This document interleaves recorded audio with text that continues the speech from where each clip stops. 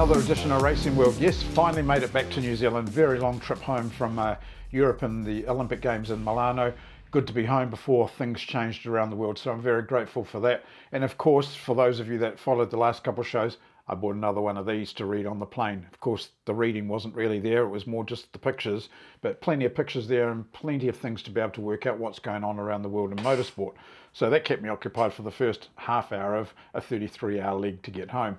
Anyway, let's look at it. Two things to look at in this show. The NTT INDYCAR series kicking off this morning in St Petersburg, Florida. That's up next. First up, however, Formula One and this weekend's Grand Prix, the Australian Grand Prix at Albert Park in Melbourne. Fantastic facility.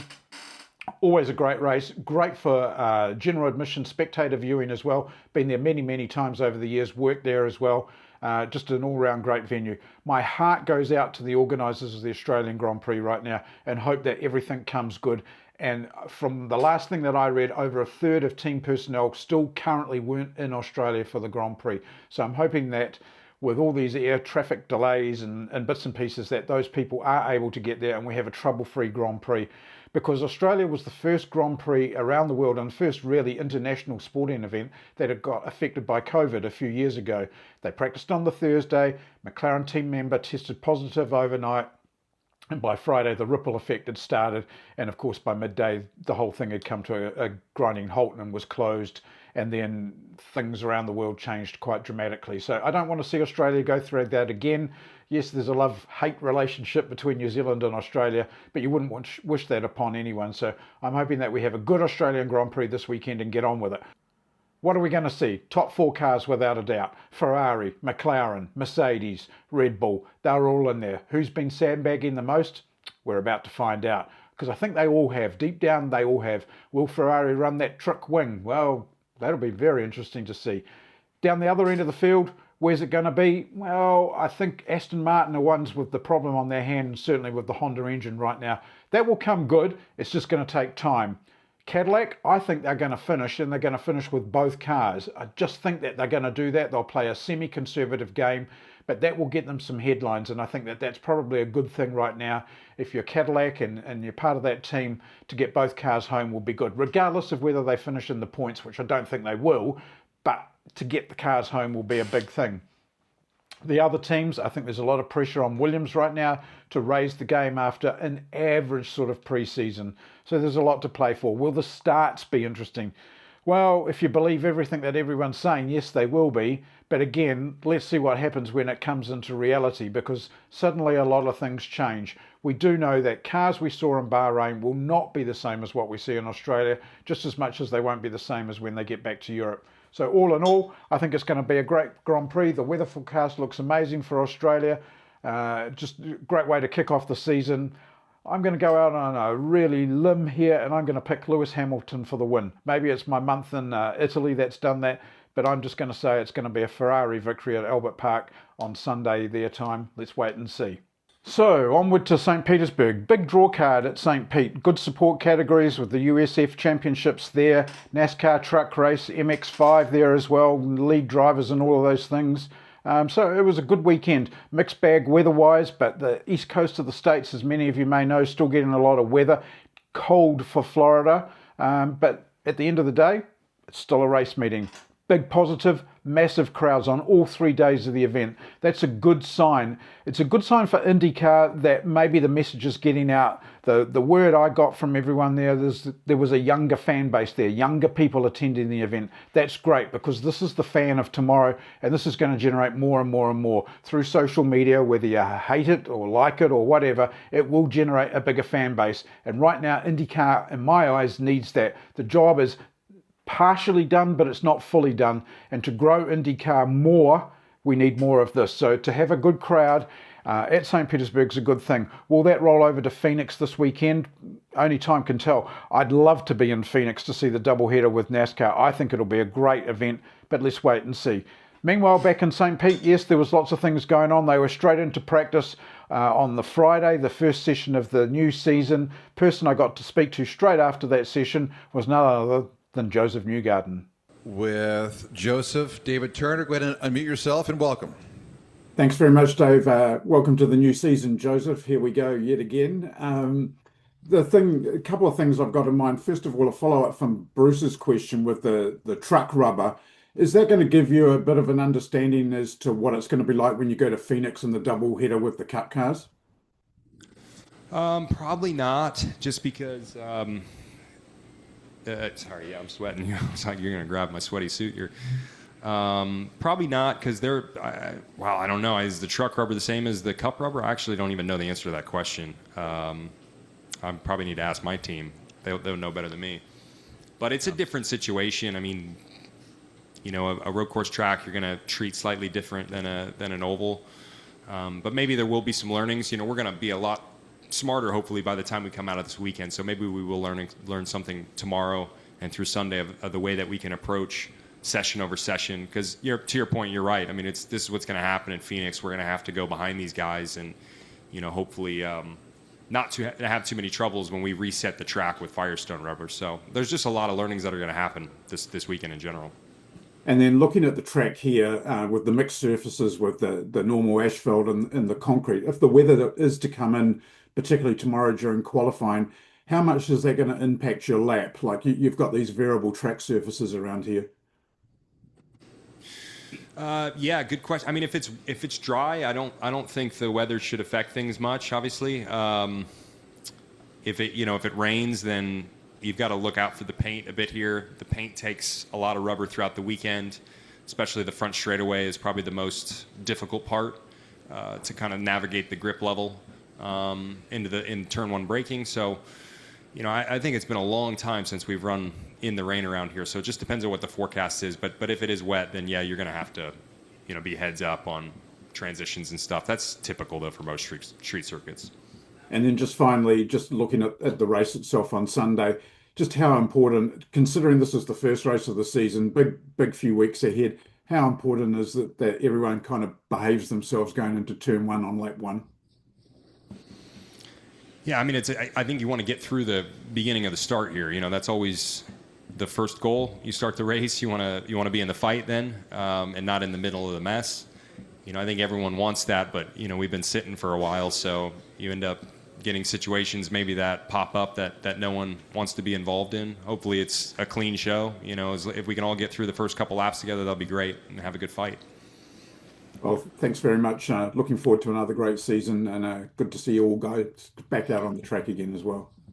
Thanks so much. Thanks, David. Well, big season ahead for Josef Newgarden, two-time winner of the Indy 500. Lot to play for after a pretty disappointing season last year. Got to have more consistency. There's a lot of people on the field that need more consistency. And a key to a lot of these races is where you qualify, and St Pete certainly is one of those venues as well.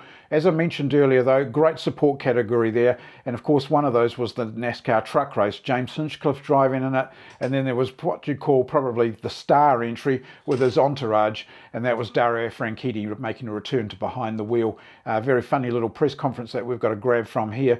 Dario, of course, the crew chief for Dario, or the chief for the team, was Jimmy Johnson, and then his number one supporter was one Scott Dixon. So it was nice to have this little quirky press conference and created a bit of light-hearted humour, but it was also great to see Dario back behind the wheel. Yeah, it felt a bit different coming to the track this morning. Yeah. From my job at Ganassi, when all I have to do is tell these guys what they're doing wrong. Now I have to actually do it right myself. So now they can tell you what you're doing wrong. Oh, and they will. Yeah, and they will. No, it's exciting. It's a very different feeling. It's nice to experience it again. It's nice to to sort of be sitting there last night, checking out all the data, looking at everything that's preparing for the day, and getting here this morning, all that sort of stuff. It was a bit late, to be honest, with the traffic, but. Yeah, it's it'll be very interesting to see how today goes. I have no real expectations. I think there's a fair chance of rain, which could throw a bit of a spanner in the works, but we'll see. Scott, before we open up for questions, your thoughts on your pal hopping back in a race car or a race truck, for that matter? Yeah, it's super exciting. I think, when I heard that he was coming out of retirement, I was like, shit, I hope he's not coming back to IndyCar. Dario's a badass. And, I think with his records and obviously what he's done in the past, I think everybody in the IndyCar paddock was glad that it was truck racing. So I'm looking forward to watching him. I applied for the spotter position, but have been declined, I guess, at this point. So hopefully I can join in at some point in the race. Yeah. You declined Scott to be your spotter? We've already got a questionable crew chief with Jimmy, so there's going to be plenty of opinions, and I'm sure Scott's going to end up on the timing stand as well. So poor Jeremy's not going to go hit him. I mean, then it really gets exciting if Chip shows up, and yeah. But as I said, I'm sure there'll be a few people pointing out my errors, but that's what you get for what is it, 13 years of telling people what they're doing wrong. Mm-hmm. Yeah, I'm sure that Dario took a lot of ribbing over the weekend, but as I said, great to see him some 13 years after he was last in a competitive race meeting in North America, at least anyway. He ran in 24 hours in Dubai just a few weeks ago, but good to see Dario there, good to see the humour there, and certainly probably had many more years of racing in him if he hadn't suffered yet another concussion. But it's great. He's been a great team leader and mentor around so many people at the Ganassi squad, and probably many more to come. So yeah, good to see him getting a bit of a ribbing too from Jimmy Johnson and Scott Dixon. Speaking of other people that are new to the game, shall we say, one Mick Schumacher making his debut in his first race now in the NTT INDYCAR series.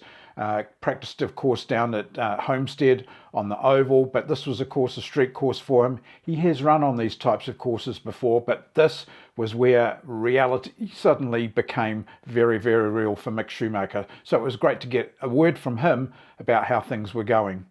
It's weird to only have one session a day, but on this day at least. So yeah, looking forward to tomorrow. I think we've learned a lot throughout the sessions. It was good to be able to drive continuously throughout. I think taking advantage of that for sure was a benefit for us, and I guess as a team as a whole. So gonna keep working on it, try and improve the little bits and pieces here and there that we need to, but I think for start was pretty good.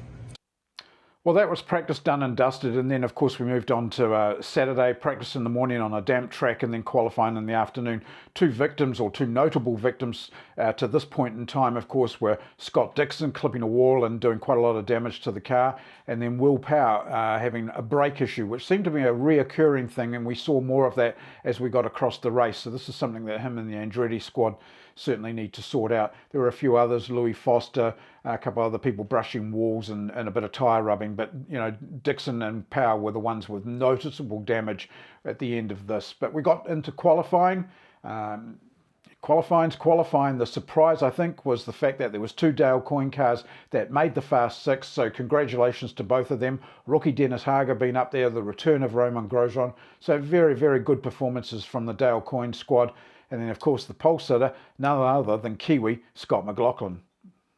We did this last year, and I proceeded to have the worst year of my life. So I'm just focused on execution tomorrow and the rest of the season. This is one little step, and just really proud of the execution because I felt like we nearly actually missed Q1. We were right on the buffer there, and the car was terrible. So it was nice to tune it up and get it right, and then it become one of my favorite cars I've had around here. So it's a testament to Raul and the camaraderie that we've built already and the understanding for each other, and I can only grow from here. Great performance from McLaughlin. Not the first time he's taken pole around the circuit, so it's certainly one of those ones that he likes. I think the attitude's in a great place right now. He's very methodic about this season, not wanting to trip up on anything, not wanting any issues to come about. Don't forget, this is a long season ahead, 17 odd races. It's a long time actually till September, October mark. It may go quite quick, but there's a big run of races here at the beginning of the season as well, week on week on week. So I think McLaughlin has just been a little bit smarter this year, and of course Tim Cindric back on the stand with him as well, acting just as the strategist during the race. Got nothing else to do with the Penske empire at all, other than being the strategist for one Scott McLaughlin, and they've got a great relationship. You'll hear a little bit more about that as time goes on, I'm sure. The other person that we got to catch up with after qualifying, one that's just getting the attention right now, I'm sure this will disappear probably after Indy because there'll be a big focus around that, was Mick Schumacher. So here's Mick's thoughts on qualifying. Honestly, we had a really good car. We've done some big changes to it, and all of them kind of pointed in the right direction. And I guess we saw that on the first tire. Obviously, a lot of other people went on blacks, but we went on reds directly. So I guess there's a certain time delta in there. But yeah, unfortunately, in the second set we had some big traffic in the first lap, which was already good enough to advance. And yeah, unfortunately, there's no real action being taken about that. So I have to understand that a little bit better. Well, onwards to the race. It was an interesting race. As predicted, there's always drama on the first lap, and we weren't disappointed by that with Stingo Rob, Mick Schumacher and Santino Ferrucci being involved in that, with both Ferrucci and Schumacher not continuing on in the race, which is a bit of a shame. All this build up to Schumacher, and then what's he do? Just a couple of corners through no fault of his own, I might add. It was just a straight wrong place, wrong time for him, and just one of those things. And it's the nature of what we've come to expect around St. Pete as well. So then the race started to develop. One person who made an interesting call early on was Mike Hull and Scott Dixon pitting on lap 2 and going off strategy, so to speak. And it wasn't till about a third of the way through the race that you started to see that, hey, this might not have been a bad call, as Dixon suddenly went to the top of the timesheets and actually led a couple of laps before, on lap 40, another pit stop, and then, of course, the tyre coming off the car. Now, one thing I know about Ganassi, there'll be no finger pointing. They play as a team, they win as a team, and this was a team error, plain and simple, but that's the way it goes. But the big thing is it cost Dixon the chance of, I think, probably a top 5 finish, if not higher. And this is still a track that Dixon has never won at. He's finished here high, but never ever won at St. Pete. Anyway, race carried on. As I've said, I'm going to be a little bit critical of things this year, or speak my mind on things. I thought that the Fox broadcast was pretty average, actually. It smacked of trying to get back into the rhythm themselves. Maybe it's because I've just come out of 4 weeks in Milano with the Olympic Games, but there just seemed to be a lot of little fundamental errors taking place, a lot of trip-ups in commentary, people getting the wrong cars, wrong names, just bits and pieces like that. As I said, I'm being critical, but, you know, that's just my take on it anyway. It was still a great race, don't get me wrong, and there's some great graphics and innovation in there as well. But, you know, it smacked of first day back at school, you might say. Meanwhile, back in the race, you know, the things that did stand out was that race towards the end of the race. Power obviously had more problems during the race, same issues, but letting that go. Kirkwood was in amongst it. This new tyre strategy, we're going to see more of that. That's going to play another big part on these road and street courses for sure, the way in which you use the alternate or the red tyres. So that's going to be, I think that's going to be quite fun actually, because it will put people off strategy at times, which will create a great race for us. The top 3 in the end ended up being Christian Lundgaard 3rd spot. I think that's a great performance from him. I think he's the dark horse at the McLaren team. Everyone looks towards Pato, but I think Lundgaard is the surprise package there. Nolan Siegel's going to struggle this year. He's just going to. The pressure that's on him now to perform from TK, lose your seat or not, you know, that's part of this game, just as much as Marcus Ericsson has to have a great year because he's in contract renewal year. But for Lundgaard, I thought it was a great performance, solid drive, awesome pass on Kirkwood as well, and a well-deserved 3rd place. Yeah, I feel like we've very much left where we picked off in Nashville last year. I think next week will be very interesting for us with obviously Moyer on the stand, which feels very funny now, you know, sitting next to Scotty here. But I think ultimately we knew the car was fast this weekend. We knew it was faster last year. We simply just made a mistake in qualifying, and we made up for it in the race. But to go out there and put the results on a paper feels nice now. It wasn't really what I expected waking up this morning. It was what I hoped for, and that was the mentality last year. It was just be competitive, knocking on the door, and the results will come. And I think that was showcased today as well. Yeah, I mean, there was, I think I was behind him for a good 20 laps when I started getting annoyed of seeing the back of his car. And then once the pit sequence started, some of the 3-stoppers were holding us up at that point, and I got around him, which was around the Ericsson part, and Ericsson fought hard to try to keep that position, and I had to be very aggressive to get by him, and which was very nice.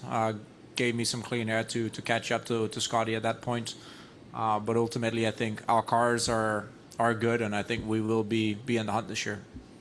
Yeah, I'm expecting to see more from Lundgaard this year. Don't know why. I think now that he's free from the Rahal team, second year at McLaren, I think that the the beast might be unleashed a bit, and we'll see. It'll be a tough fight, I think, for number one top dog at McLaren between Pato and him.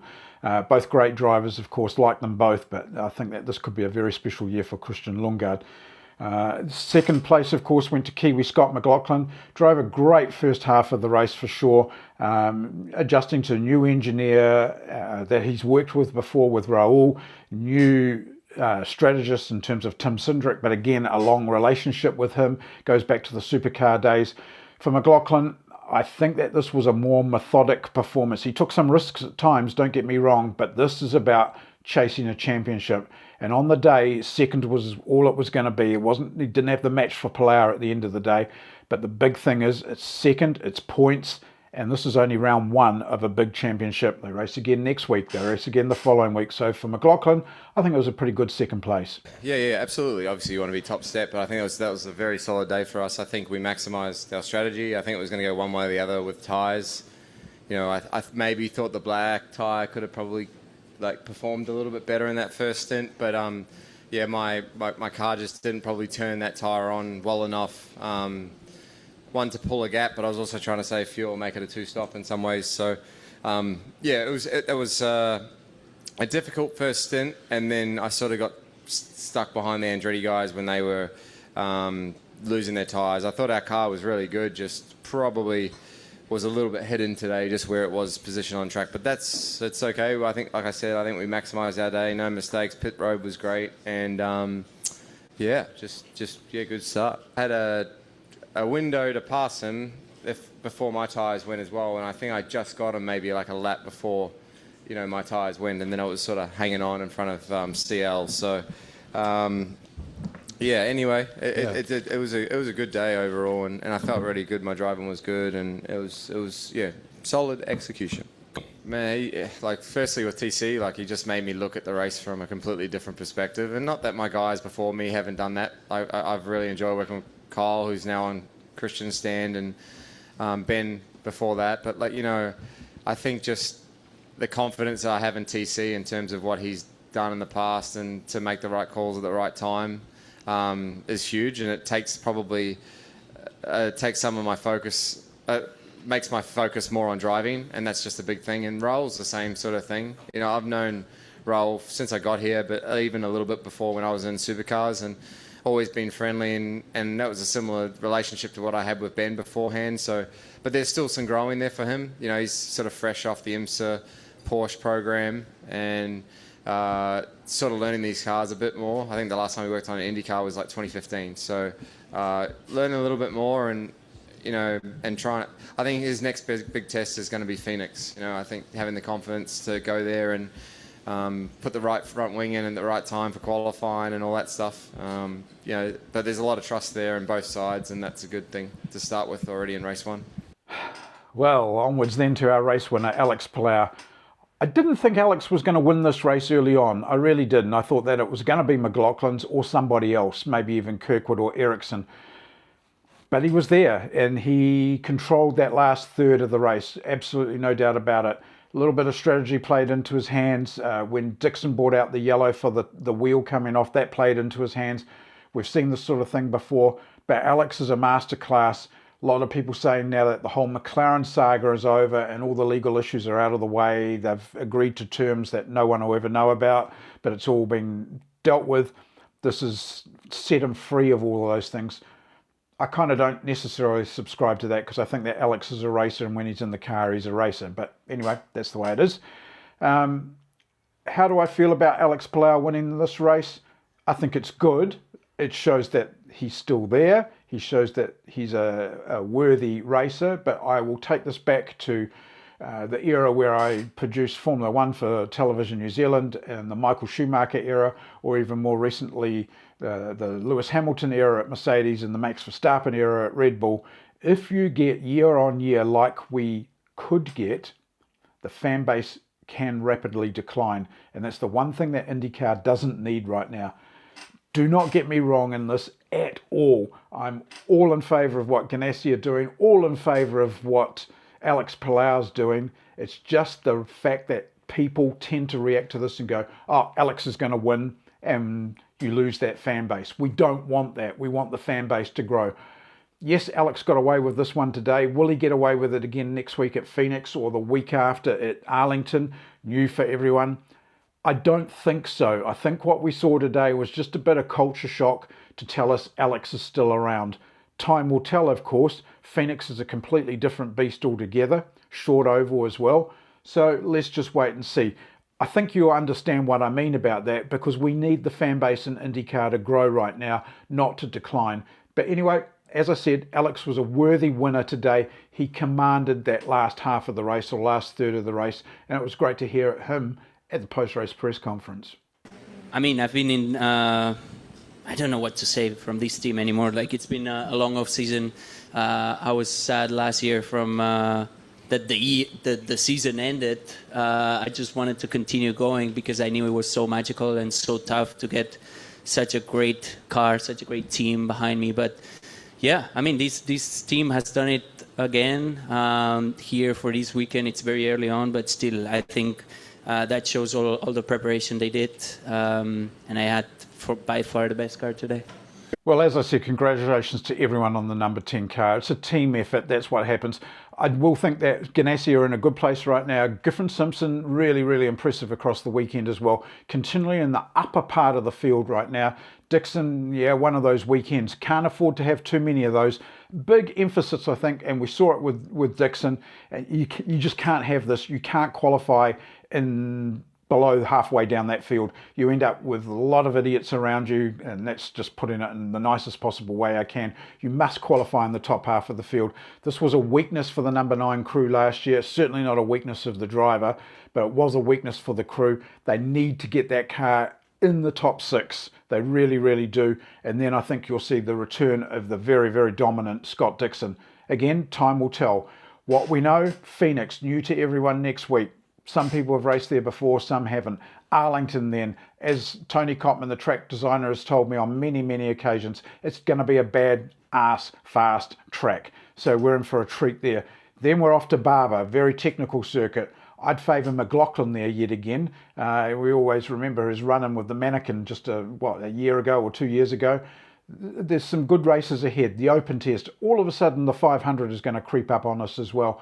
But for the number 10 team today, they did a great job. They executed well. Their pit stops were good. The strategy was good. The tyre management was good, which is going to be a big thing this year. Can't stress that enough. On the road courses, this having to run the red tyre twice, that is going to really determine things, certainly early on when people are trying to get the hang of it. So I think we've got some great things ahead. Again, fantastic start to the season. Week on week, we're back at it again in a few days' time. Let's hope everything goes well in Melbourne. Let's hope everything goes well when the teams get to Phoenix. Wherever you are around the world, please stay safe right now. These are scary times no matter where you live in the world. Until next week, however, we'll see you on Racing World.